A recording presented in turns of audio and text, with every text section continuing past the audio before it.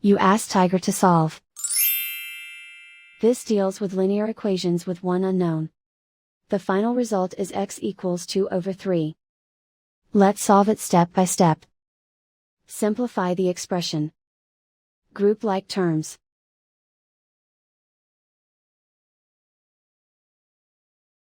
Expand the parentheses. Group like terms. Simplify the arithmetic. Group all constants on the right side of the equation. Subtract 6 from both sides. Simplify the arithmetic.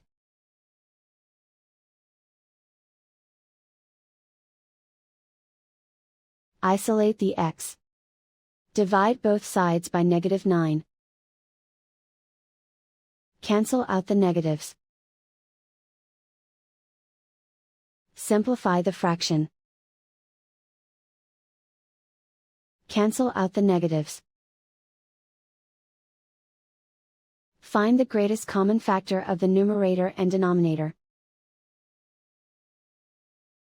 Factor out and cancel the greatest common factor. And so the final result is x equals 2/3.